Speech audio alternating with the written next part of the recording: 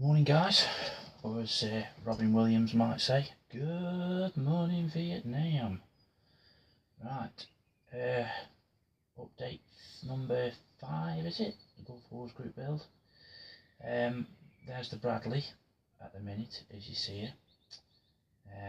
Obviously it's not stuck together, so please whatever you do, don't think, oh my god, what the hell has he done to that tank. It is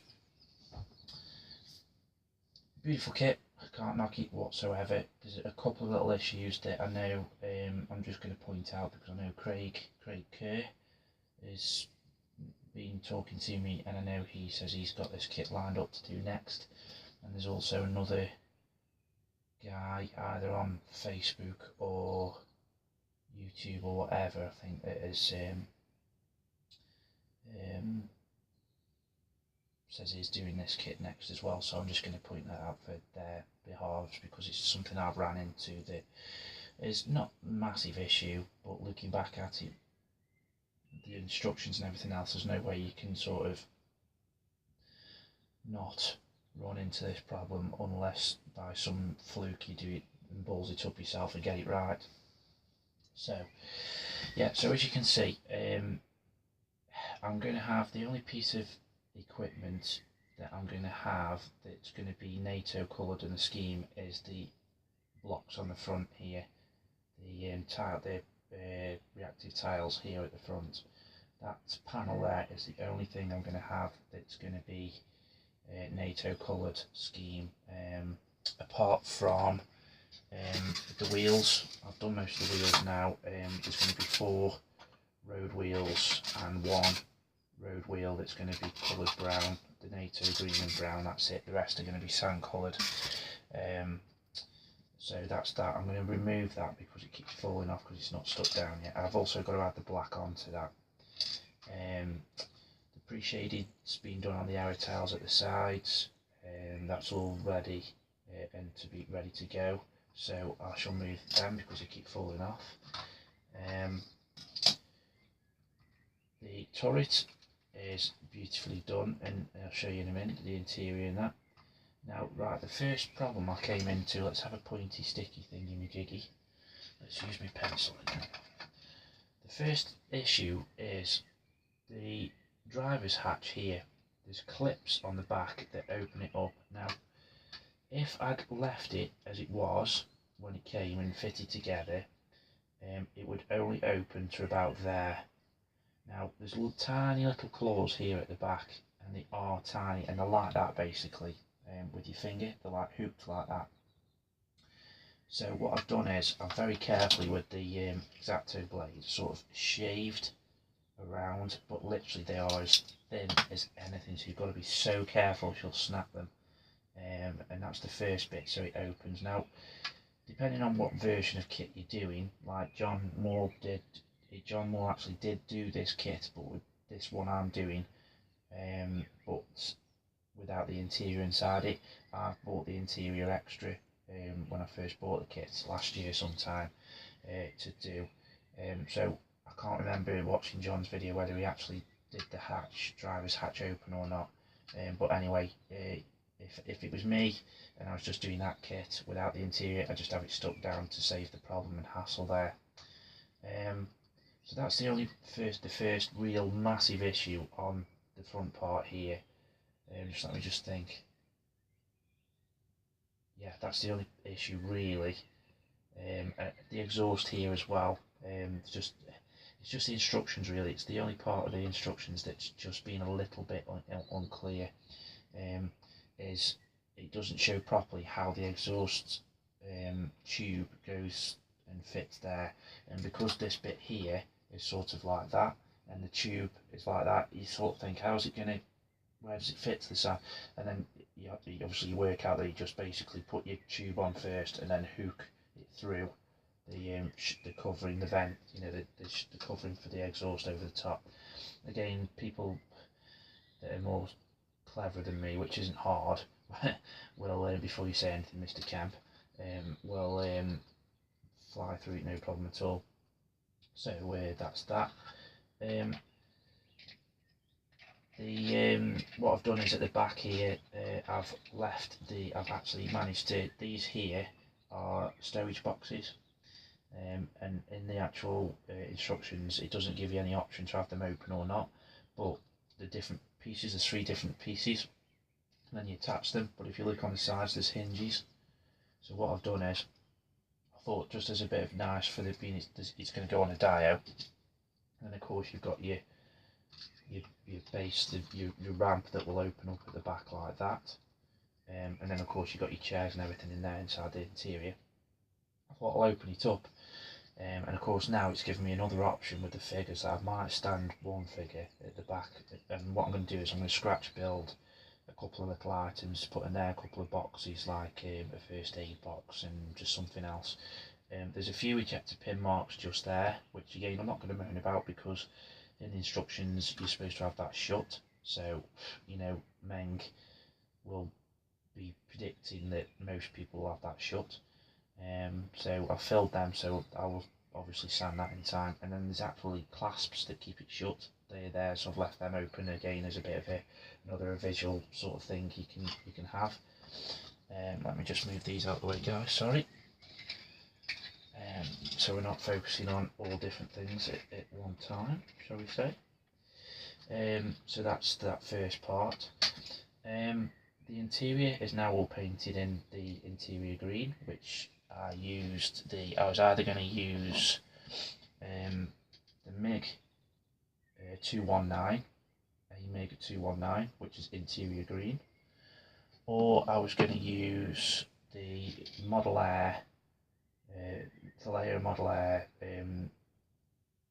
duckhead green, which is 71.009, that's 71.009. Now out of the two, that was probably more closer.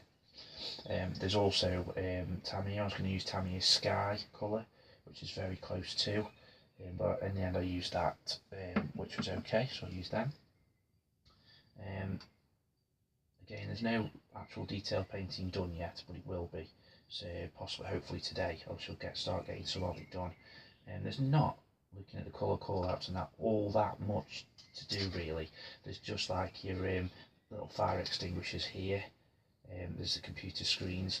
I'm also playing with the fact of, on all the research pictures I've got, there's loads of like sort of wires that come across here, which is basically the back door and that sort of there. So I think I don't know yet, depends how I crack on with it, I might add a few bits of fuse wire and all that type of thing there, just to add a bit more extra super detail into it to make it look a bit more realistic. Because what I'm intending to do is not stick all the upper and lower hulls together, because it's going to be a shame otherwise to lose all the interior and that to see. So what I'm going to actually do is, it's like with the engine hatch here, I've actually stuck that down now, because my intentions are I'm going to have it that you can just pull the top up like that and you can have a good look in and everything. So obviously when people do that and have a look underneath, I want them to see certain bits like the screen here for where the driver's hatch is. There's about 20 odd, it looks like, wires that come around here as well, and there's numerous wires anyway, but I'm going to add about 3 or 4 into the back of the screens and across here, just to make it look like a bit more, a bit more realistic. Obviously it's probably nowhere near the real thing, but again, it just adds a little bit of visual interest, doesn't it? With it being such a beautiful kit as well, you don't want to sort of not do it justice in a way, I suppose. So yeah, that's that. Is there any issues on there I need to point out to you? No, the photo etch, on parts of it, especially this grill here, when you're cutting it out, be extremely careful, because it is very, very flimsy. But then you get extra little bits of photo etch here that when you're bending it, because of previous photo etch I've bent, you're sort of like very cautious with it, but it's solid as a rock, so it's perfect. It's good stuff. The engine is all painted in silver, ready to go. Just got to add the odd bit of black here and there onto that. The transmission and the whatever it is all as it was. Yeah, the turret, as you can see, is a lovely little thing. Again, right, the next issue I had was, I take it apart is on the outer part where the hatches are. Now the hatch is open. Now the problem I had was with this hatch here. You've got to be deadly careful with the connections that stick it together. Now I did exactly what the instructions said to do, and it was to put the catches for the hinges, sorry, shall we say, for the hatch down ready, and then attach the hatch. Now perhaps if I'd let the glue dry first and then attached it, but then I'm thinking if I did that, then you sort of need a bit of movement in the clasps at the back, the hinges, because it's like sort of got like little things where they connect into, so you sort of, if you're going to do that, you're going to snap them off if it's solid and the glue's dry. So I can't see any way other than what the instructions say to what I did, really. So what I would personally do is looking back now, I would make the hatch, because the hatch is two different parts, stick that together, and then I would put the hinges on before I attach the hinges to the upper turret, and then stick it all down together, or else it won't work otherwise, I don't think. The smoke grenades, you get three different options that you can do. You've got one with the shells in ready, you get a longer tube, and then you get a smaller tube.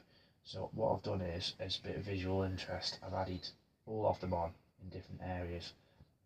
So a couple look like they're fired, you know, because I want this vehicle is going to be looking like the Abrams has, and it has been in scene action.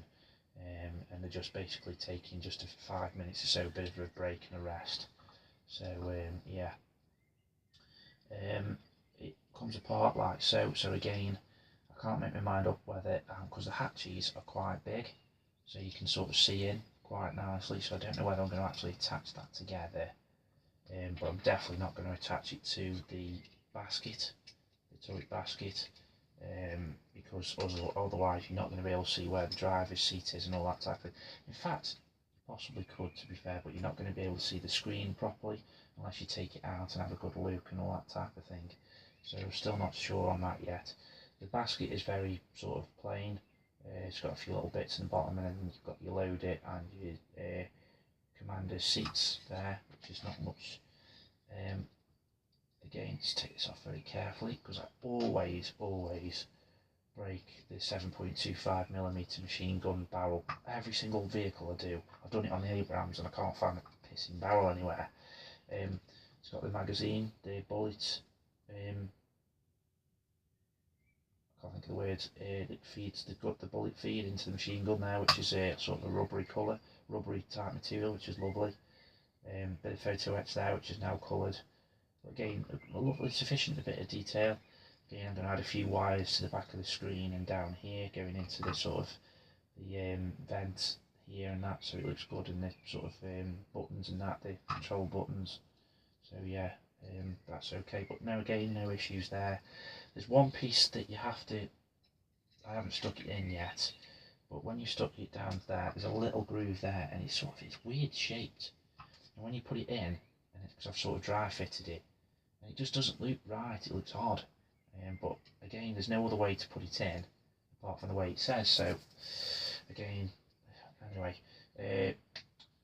one thing I was going to do is before I release, I was going to do it as a surprise to people, but I'm going to actually think I'm going to show it now. What a lot of these Badleys had was sort of a frame built over here, and it had like camo netting over for the even though it got your gunner's protection, your commander's protection, armour plates there. It was basically for it was camouflage netting to protect the gunner and the commander from sniper fire in Iraq. So what I've done is this is plasticard. I've sort of cut two frames out, and once I've put all the air tiles on and everything like that, I'm going to stick it on like so, and then this other bit's going to come from behind like that to add the frame on, like that. Obviously this bit here will be cut off at the front, and then I'm going to put some sort of camouflage netting over the top. Now, looking at all the research pictures and from what I can remember from experience, a lot of it says it's camouflage netting, but a lot of it was all green and brown. So, and of course in Iraq it's all sandy and all that type of thing. So I was going to do it all sandy and that, but to be fair, I'm going to go to what all the research pictures show me and it just do it green and or browny, you know. But yeah, that's what I'm going to do. So that's for that. And then a couple more bits before I show you the main part of the video. The tracks. Now, last night I attached the idler wheel to the runner, to the sprocket, the driving sprocket on the lower hull, and just checked that I'd got enough track links to make the tracks. Now I had, but oh my god, now none of them were painted, none of them were primed. They were a pain in the backside. Every time I tried to feed them, they kept falling off, and oh. So anyway, now I've decided I've primed them and I've added the rust onto them. They all seem okay. Now they're very delicate still, but most of the pictures I've seen of Bradley tracks in Iraq are very rusty, and then of course down the middle will be the rubber pads, but they were mainly filled of look like dust in between. So what I'm going to do is either put the mask over it, the photo etch mask that comes with the kit that Meng have provided, and put the rubber pads on, which I'm definitely going to do. Then what I'm either going to do is water down some dust paint, possibly some live colour stuff I've got in a set, and then spray it over so it gets all of the nuts and crannies but leaves out the rust and that. Or I'm going to get a wash and thin it down even more, and then just touch it in between so it looks all dusty and that, and I think that'll look bob on. But that's both the tracks are done. That's the other set of tracks which are exactly the same. But this is actually, the first bit is actually MIG ammo rust out of the tracks and tyres set, and then it's the first bit I put down was, I can't think what it was now. Oh, the AV Vallejo rust stain and streaking set. I put the orange rust down first, which was very watery and it didn't go down particularly well. So I added that over the top of it, the ammo stuff, and it looked really good. So yeah, right, the main part of this video is, and this is why I'm so chuffed, yes, the figures are done. I am so chuffed to bits how they've come out as well. I'm dead chuffed. I can't tell you how pleased I am, even down to something really simple as the sheep. I was dreading the sheep of how to do it and what to do, and because I've never done any farm animals properly before. So I painted in black, and then I got the light grey, and I basically dry brushed it because you've got quite good markings and indents of the sheep's fur. So, and I've just dry brushed it basically and went over, and it works a treat. It looks absolutely beautiful. I don't know, I'm just going to bring it up so you can see it, but again, you're not going to. But yeah, it's ignore where the cocktail stick is, especially for Mr. Harvey Taff, as I call him. The jokes with the Welshman and the sheep. You'll probably be getting a bit excited right now. And of course, Glenn and Matt Hill, the Aussies, or Kiwis, or Tassies, they of course all get pretty excited with the sheep, don't they? Or is it New Zealanders that do? I don't know. Anyway, it's enough of the sort of farm jokes and racist jokes, shall we say. Right, so I'm going to show you just the odd couple out of them. This is one of the this is a resin figure. This is one of the US soldiers at rest. Again, is, I don't know if you can see, but yeah, I've done. I've also painted a lot of the figures with different colours, different coloured uniforms. So some of them have got green trousers, some of them have got camo vests, some of them I haven't. He's got a map, so I've done the map myself. The map's not particularly great, but it's okay, it'll do. drinking a water bottle. Again, these had a wash of, they've all had the same wash, even though they're different colours, of the MIG ammo. I've got the MIG ammo modern US vehicles set, and it's just basically, I'll tell you what, I'll get it for you, so you guys that want to know, just hang on 2 ticks. Dead professional these videos are. Can you tell? I've planned all this out. Steven Spielberg would be jealous. That's the set. It's set number 10. It's US modern vehicles, and it's basically had the wash of US modern vehicles wash, which is a MiG 1007. I was going to either use that, or I was going to use the streaking grime for US vehicles, which is a MiG 1207. The only wash that I've used different is for the Iraqi, which is this chap here. And I've sort of done the skin tones a bit different, which I've never painted a foreign looking gentleman or mixed race at all.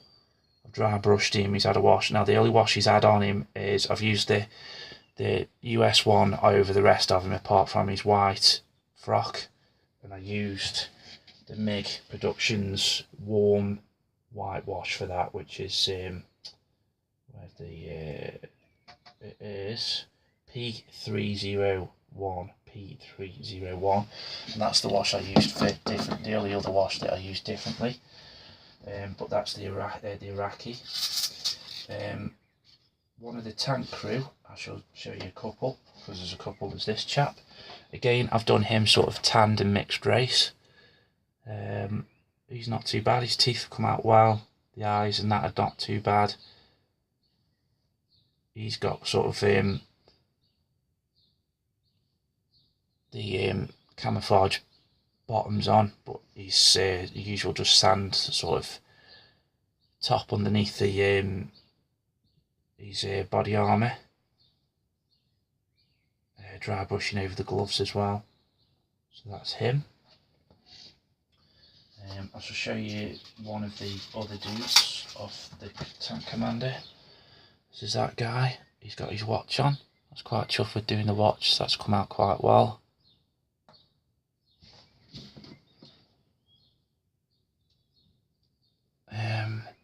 Just added a little bit of a red sort of square dot on the back of his helmet, just to add a bit of different visual interest.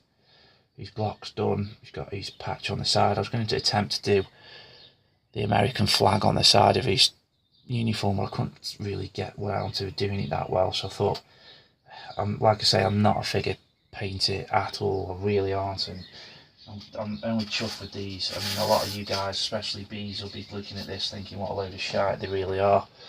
But to me, these have come out really well. I'm quite happy with these, but again, they're nothing compared to Beezy's figures and stuff like that. They really are something else, Beezy's are.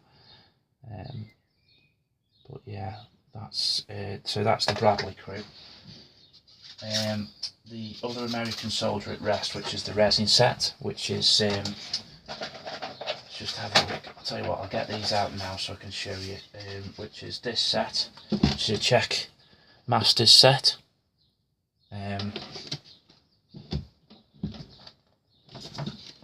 That's the guy that's at rest, leaning against his rucksack, but I'm going to do him leaning against a rock or something, or the back of the Bradley. Again, bit of dry brushing done on the tunics and the body armour. He's holding a cigarette. But yeah, not too bad. His hand came off the back, so I'm going to have to do the old Tamiya debonding on that and take his hand off and readjust it, because it came off a couple of times, so I'll have to stick it on with super glue, so I'll do that again. But I'm quite chuffed with him, how he's come out with the you know, he's dry brushing and that's pretty good. I don't know whether you're getting glare off this piece of plastic I'm using. Let's just get a piece of white.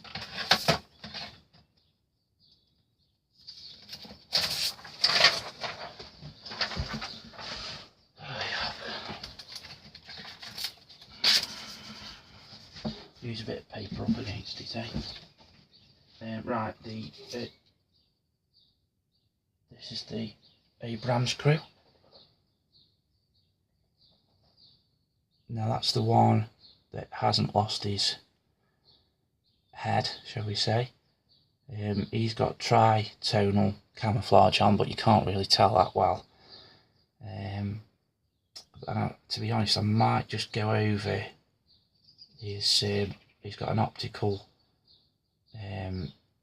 infrared eye sort of thing over his helmet and his mask and his glasses, so I might just go over that and dry brush that just to pick out a bit of detail again. But again, he's not that bad, he's okay.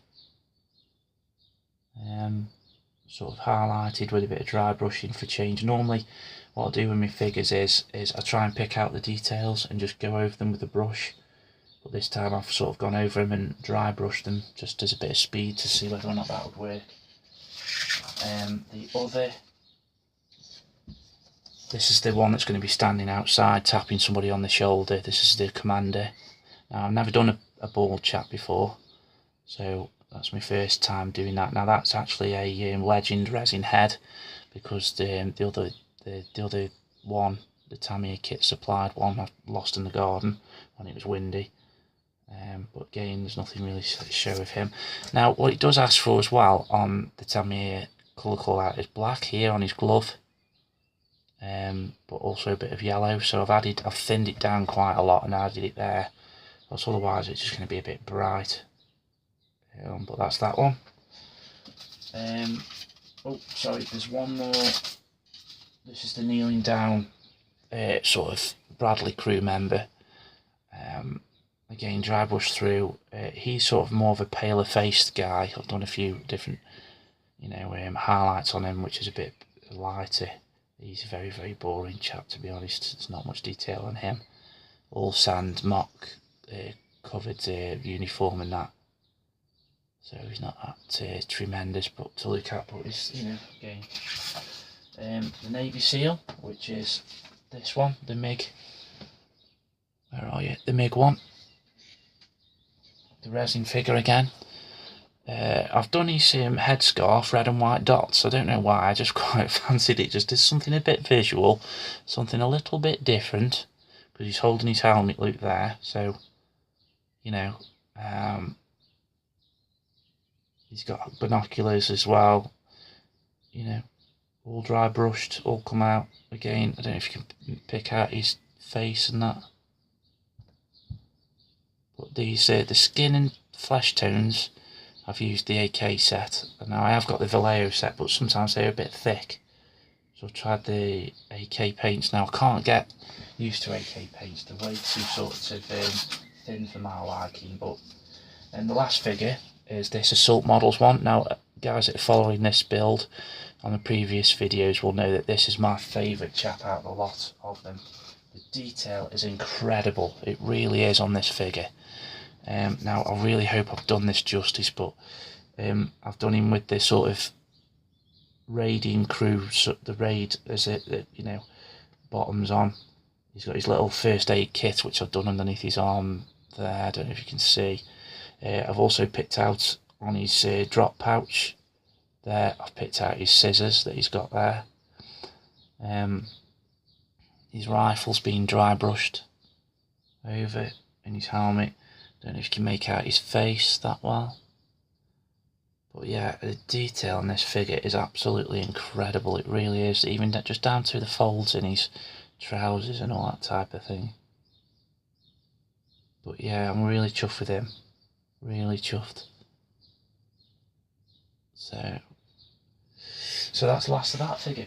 So yeah, that's my figures, guys. Now again, they're nowhere near as good as most of you guys out there. In fact, all of you guys out there, they're nowhere near. But these are probably the first set of figures I've done that are that I'm really chuffed with. Again, you guys will know that, and well, same as probably most of you lot, you're never very happy with your own work, are you? Well, this one I really am with some of these figures. Some of them need doing a bit better, and I could do better on them. Perhaps if I had to sort of be self-critical on most of them, I'd perhaps say the washes on them, perhaps I need to tone down just a tad. And then sort of on some, if you look really carefully, when I've picked out the highlights, I've sort of not taken enough paint off the brush before I've done the dry brushing, and you can see just a couple of little scuffs in that there. The other thing I was thinking of possibly doing is using XF57, the Tamiya buff, and just perhaps give them all just a quick spray over, because obviously with it being a dusty environment. But again, the uniforms and that, would they look all that dusty, because you'd be dusting yourself off and all that type of thing. And if you just come out the back of a Bradley, and unless you have seen action, then you're not going to be all that dusty, I suppose. I don't know. I mean, I wasn't when I was out there, but I was when I was out there for weeks on end, days on end and that, on a mission. But you kept yourself clean as best you could. So that's it. But guys, that's about it really. I've bored you enough now for nearly over half an hour, so there's not much else to tell you.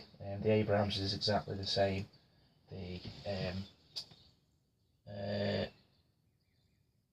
The base, the diorama base is exactly the same.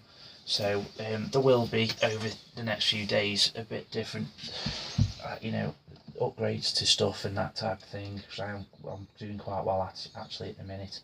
The next slowing point is going to be getting all the stowage done and added and all that type of thing, because obviously it's bit by bit and all that type of thing. So but that'll be probably the next stage. These figures I've got done quite quickly, because what I've been doing is at night, instead of working up here on the workbench, well, when I've been downstairs watching TV, I've taken the odd few bits of paints down. So sort of like I've said, right, tonight while I'm watching TV, I'm going to do all the bottoms, the trousers and all that type of stuff, and then the next day or whatever, the next hour, I've done the tops and all that. And then the odd night I've just said I'll concentrate on one figure or a couple at a time, and it's worked out. It's worked really well, and they've come on pretty quickly. So but yeah, that's about it. That's about the size of it. Matt Hill, check Matt's channel out. He's got a good build started now. I'm admin, I think. Is it John Moore's the other admin, or Cy Campers, one or the other. And it's the Pacific Group build. So my next video, if I get a chance, will be to video my entry with doing this build and military and AFVs on this one. I'm going to be doing another wingy thing.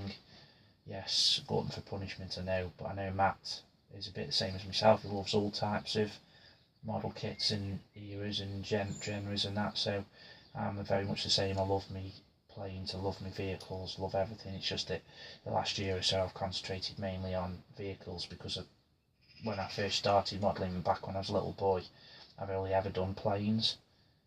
But then as soon as I did that, my first ever 1/35th scale vehicle, which was the Tamiya Hanomag. No, it wasn't actually, tell you a lie. It was the Tamiya House for A Panther tank, the cheap version one, for about 13-14 quid. And I look back at it, I got it on the shelf now, I look back at it and I think, bloody hell, what a state. But yeah, that's the thing that got me hooked. And then the next one was the Hanomag, the other cheaper Tamiya kit. But yeah, I was hooked, and so I sort of concentrated more on that. And of course I've lost sort of a lot I knew about aircraft modelling, so I'm sort of going back and learning that all over again, of how to weather cockpits and all that type of thing. But yeah guys, right, I've bored you enough now, so hope you're all well, hope you all stay safe, and just hopefully now I'll get most of it done, so it's all on the way.